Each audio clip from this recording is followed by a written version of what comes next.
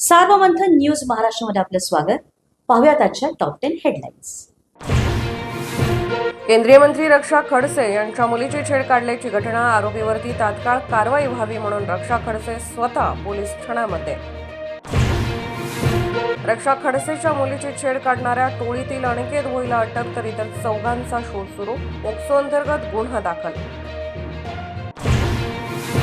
मुक्ताईनगरच्या टवाळखोरांमध्ये एका विशिष्ट पक्षाचे पदाधिकारी मुख्यमंत्री देवेंद्र फडणवीसांचा आरोप, कुणालाही माफी देणार नाही, मुख्यमंत्र्यांची ग्वाही.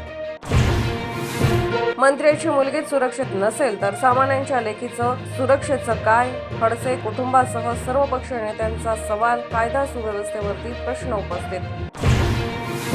शिवसेनेला भाजपमध्ये विलीन करा, मुख्यमंत्री व्हा आणि अमित शहांनी एकनाथ शिंदे यांच्या समोर अट ठेवल्याचा राऊतांचा दावा. शिंदेंनी शहाकडे फडणवीसांची तक्रार केल्याचाही आरोप.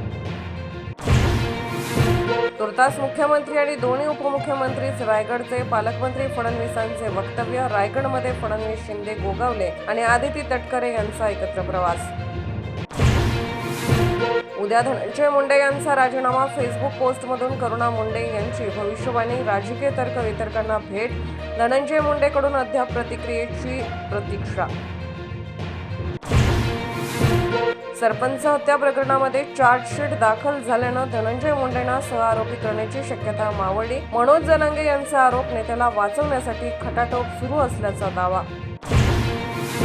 शत्रूचा विरोध उघड, पण काही जवळच्या माणसांपासून सावध राहण्याची गरज पाहिल्यावरती केलेल्या एक्सपोस्ट मध्ये रोहित पवार यांचा नाराजीचा सूर. रमजान मुबारक म्हणत पंतप्रधान नरेंद्र मोदींच्या मुस्लिम बांधवांना पवित्र रमजानच्या शुभेच्छा. रमजानचा महिना समाजातली शांतता आणि सौहार्द प्रतीक. ट्विटद्वारे शुभेच्छा.